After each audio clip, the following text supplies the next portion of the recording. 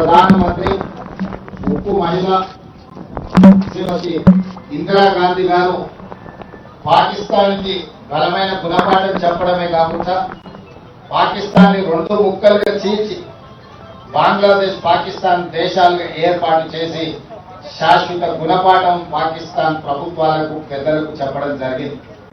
ఈ రోజు కూడా దాదాపుగా 54 సంవత్సరాల తర్వాత కూడా ఈ దేశంలో తీవ్రవాద అంశం ప్రస్తావనకు వచ్చిన ఈ దేశం మీద పక్క దేశాలు దాడి చేయాలనుకున్నప్పుడు తీవ్రవాదుల ముసుగులో అంతర్జాతీయ ఉగ్రవాదుల ముసుగులో ఈ దేశ పౌరుల మీద దాడి చేసినప్పుడు వాళ్ళని నిర్మూలించడంలో శ్రీమతి ఇందిరాగాంధీ గారే మనకు ఆదర్శం. ఈనాడు మరొక్కసారి ఒక బలమైన నాయకత్వం ఉక్కు మహిళను దేశ ప్రజలందరూ, దేశ ప్రజలే కాదు ప్రపంచం ఈరోజు వారిని గుర్తు చేసుకున్నారు.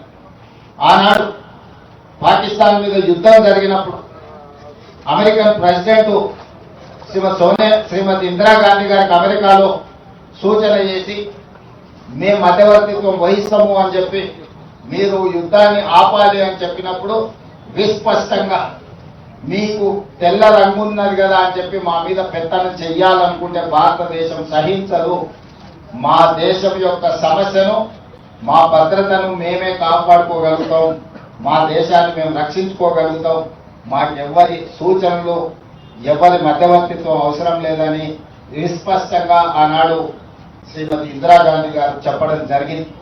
కానీ పహల్గాంలో జరిగిన సంఘటనలు మీరు చూసి మేమందరం అండగా నిలబడ్డాం కేంద్ర ప్రభుత్వానికి.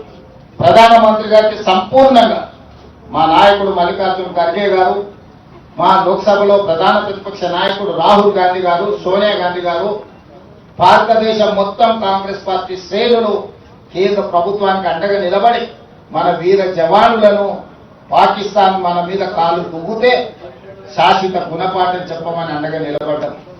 దురదృష్టవశాత్తు కేంద్ర ప్రభుత్వం వెనుకడుగు వేసింది వచ్చిన అవకాశాన్ని సద్వినియోగం చేసుకోకుండా. అమెరికా ప్రెసిడెంట్ ఒత్తిడి తీసుకొచ్చినా, నేను యుద్ధాన్ని ఆపినా, లేకపోతే ఆర్థిక ప్రయోజనాలు నేను దెబ్బతీస్తానని బెదిరిస్తే భారతదేశం లొంగిపోయిందని చెప్పి ట్రంప్ ప్రకటించే పరిస్థితి వచ్చిందనంటే ఈ దేశంలో నడుస్తున్న ప్రభుత్వం ట్రంప్ ఒత్తిడికి లొంగిపోయిందని విస్పష్టంగా ఈరోజు ప్రజలు భావించవలసిన పరిస్థితి వచ్చింది. మీరు విజయం సాధిస్తే, మీరు పాకిస్తాన్ ఓడిస్తే, మీరు తీవ్రవాదాన్ని అణిచివేస్తే ప్రపంచమే మీకు గొప్పగా స్వాగతం పలికేది, అభినందించేది.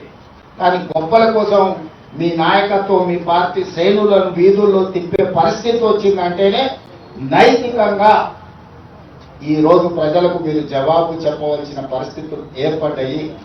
పాకిస్తాన్ మన మీద పెత్తనం చెలాయించాలి అంటే ఆనాటి ప్రధానమంత్రి ఉక్కు మహిళ శ్రీమతి ఇందిరాగాంధీ గారు పాకిస్తాన్కి బలమైన గుణపాఠం చెప్పడమే కాకుండా పాకిస్తాన్ ని రెండు ముక్కలు